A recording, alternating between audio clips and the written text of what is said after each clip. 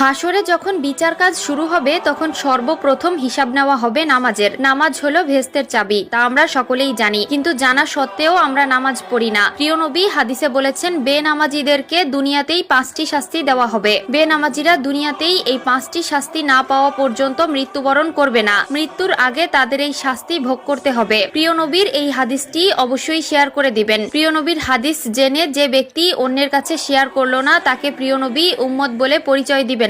আমরা জানবো এবং অন্যকে জানাবো। এবং আপনি যদি প্রিয় নবীর উম্মত হয়ে থাকেন তাহলে অবশ্যই আলহামদুলিল্লাহ কমেন্ট করবেন। তো চলুন বেশি কথা না বলে শুরু করি আজকের ভিডিও। আজকে আমরা জানবো বেনামাজি ব্যক্তিদের দুনিয়াতে কোন 5টি শাস্তি দেওয়া হবে। বেনামাজি ব্যক্তির সর্বপ্রথম যে শাস্তি হলো সেটি হলো তার কোনো দোয়া কবুল হবে না। সে আল্লাহর কাছে যতই দোয়া করুক না কেন, তার কোনো দোয়া আল্লাহর দরবারে কবুল হবে না। 2 নম্বরে যে শাস্তির কথা বলা হয়েছে তা হলো তার নেক কাজের কোনো বদলা দেওয়া হবে না। প্রিয় দর্শক, ধরুন আপনি কিছু পাওয়ার জন্য নেক আমল করলেন, কিন্তু আফসোসের বিষয় আপনি যদি বেনামাজি হয়ে থাকেন আপনার নেক কাজের কোনো ফল আপনি পাবেন না। 3 নম্বরে যে শাস্তির কথা বলা হয়েছে তা হলো চেহারা থেকে নেককারদের নূর উঠে যাবে। প্রিয় দর্শক, জন্মগতভাবেই আল্লাহ তাআলা কালো, সুন্দর, অসুন্দর সকলের চেহারায় একটি মায়াবী নূর দিয়েছেন, কিন্তু নামাজ না পড়ার কারণে তাদের চেহারা থেকে সেই নূর উঠে যায় এবং দেখতে দেখতে একসময় চেহারার অবস্থা ভয়ঙ্কর হয়ে যায়। যার চেহারা